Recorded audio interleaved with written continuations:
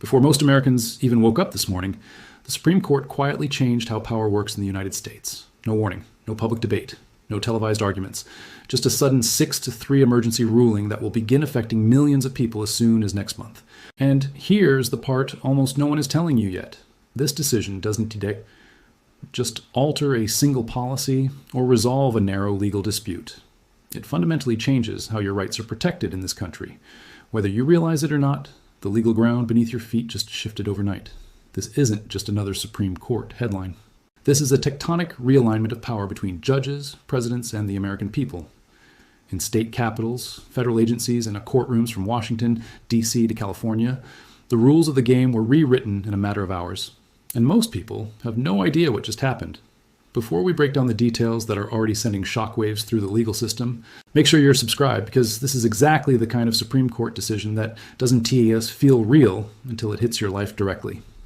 Late last night, the Supreme Court released a 6-3 emergency ruling in Trump versus Cassa, Inc. through what's known as the shadow docket. That means no oral arguments, no months of deliberation, no full public briefing, just a rapid decision that immediately reshapes the legal landscape. The case itself involved a high-stakes executive order tied to birthright citizenship. But the court used this case to do something much bigger. It settled a decades-long internal war over judicial power that has been quietly building behind the scenes. At the center of this ruling is a concept most Americans have never heard of, but have relied on for decades: nationwide injunctions. The Supreme Court just ruled that federal judges can no longer issue universal injunctions that block a law or policy from being enforced across the entire country. And while that may sound like technical legal language, the consequences are enormous. This single decision rewrites how constitutional challenges work in America. For the last 25 years, when someone challenged a law they believed was unconstitutional, a single federal judge could temporarily stop that law from being enforced anywhere in the United States while the case worked its way through the courts. One judge, one courtroom, one order, and the entire federal government had to hit pause nationwide. That power was used in immigration cases, healthcare disputes, environmental regulations, gun laws, workplace rules, and voting procedures. A judge in California could freeze a policy in Texas. A judge in Texas could block a rule from taking effect in New York. That era is now over. The Supreme Court didn't just limit that power, it destroyed it. According to court filings reviewed this morning, there are currently 68 active nationwide injunctions affecting everything from prescription drug access to workplace safety and election administration. Under this new framework, many of those injunctions could collapse within the next 60 to 90 days as lower courts scramble to revise their orders. And the timing could not be more explosive. We are heading straight into an election year with major fights over immigration, healthcare, civil rights, and voting rules. This ruling just changed how every single one of those battles will be fought. The majority opinion was written by Justice Amy Coney Barrett and joined by Chief Justice Roberts, along with Justices Alito, Gorsuch, Kavanaugh, and Thomas. Their argument rests on a simple but radical claim. The Judiciary Act of 1789 never gave judges the authority to protect people who aren't actually parties to a lawsuit. According to the majority, a judge's role is to resolve specific disputes between specific people, not to act as a nationwide veto over presidential or congressional action. But the most explosive reasoning didn't come from the main opinion. It came from Justice Gorsuch's concurring opinion. He traced court practice from the founding era through the late 1800s and found something remarkable. American courts did not issue injunctions protecting people who were not directly involved in the case. Judges repeatedly refused to extend relief beyond the actual plaintiffs standing in front of them. Justice Thomas went even further, arguing that nationwide injunctions are a modern invention that encourages forum shopping, where advocacy groups hunt for sympathetic judges to shut down policies they oppose. According to the majority, that era is now officially over. The dissenting justices saw this very differently.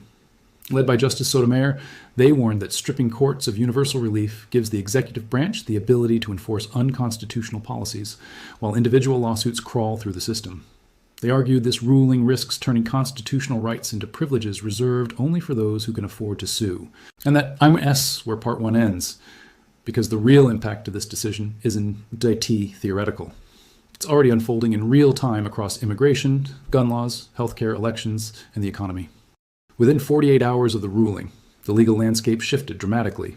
Attorneys general from 18 states filed emergency motions in federal courts, attempting either to preserve existing injunctions or to immediately enforce laws that had been frozen for years. Texas moved aggressively to narrow injunctions blocking immigration enforcement. Florida filed emergency briefs targeting social media regulations and election procedures. California and New York countered with filings of their own, desperately trying to preserve nationwide blocks on federal policies they oppose. Behind the scenes, the Department of Justice convened emergency strategy sessions with hundreds of federal attorneys across dozens of active cases. The White House Counsel S office quietly warned federal agencies to prepare for laws they believed were blocked to suddenly take effect, possibly within weeks. The speed and scale of the reaction tells you everything. Legal strategists view this as a massive power shift toward the executive branch and a devastating blow to judicial resistance. Advocacy organizations on both sides of the political spectrum are now scrambling. Groups like the ACLU, NACP, and Alliance Defending Freedom relied on nationwide injunctions as their most powerful legal weapon. That weapon is now gone. Major law firms are warning clients that civil rights and constitutional litigation could now cost 5 to 8 times more, because instead of filing one lawsuit, plaintiffs may need to file in dozens of jurisdictions. This is where the ruling becomes deeply personal. Immigration enforcement is ground zero. There are currently 19 injunctions limiting ICE practices nationwide. Under the new framework, those protections may only apply to specific plaintiffs in specific districts. Immigration enforcement could now look completely different depending on where you live. The same is true for gun rights, healthcare access, environmental protections, workplace rules, and voting laws. Your rights may now depend on your zip code. We are potentially entering an era where federal law exists on paper but is enforced unevenly across the country. 50 versions of the same law, one constitution, but fragmented protection. As we move toward the 2026 election cycle, this ruling sets the stage for unprecedented legal chaos. Election administrators are already warning of a nightmare scenario where voting rules vary not by state law, but by court geography. Corporate America is also panicking. Multi-state companies are now facing the prospect of complying with different federal rules in different regions. Banking, healthcare, technology, and pharmaceutical industries are all warning of massive compliance costs and regulatory confusion. Estimates suggest this legal fragmentation could cost businesses tens of billions of dollars annually. But this story goes even deeper. This ruling is part of a broader Supreme Court strategy that relies heavily on the shadow docket, where high-impact decisions are made without full briefing or explanation. By issuing emergency orders that effectively reshape the law, the court is asserting control over lower courts in ways that were unthinkable just a decade ago. Critics warn this creates a chilling effect, where judges hesitate to block even clearly unconstitutional actions for fear of swift reversal. For civil rights, the implications are profound. For decades, broad injunctions were the primary tool used to dismantle systemic discrimination. Now, courts may only protect the handful of people who sue, leaving thousands of others exposed unless they file their own cases. Justice Jackson called this an existential threat to the rule of law, warning that it creates zones where the Constitution effectively doesn't apply. The Supreme Court's 6-3 emergency ruling in Trump v. Cassa, Inc. didn't just change a legal procedure, it changed the meaning of protection in America. If your right to vote, to equal protection, or to due process only exists if you personally have the resources to sue, then those rights begin to look less like guarantees and more like privileges. We are entering a new era of American law.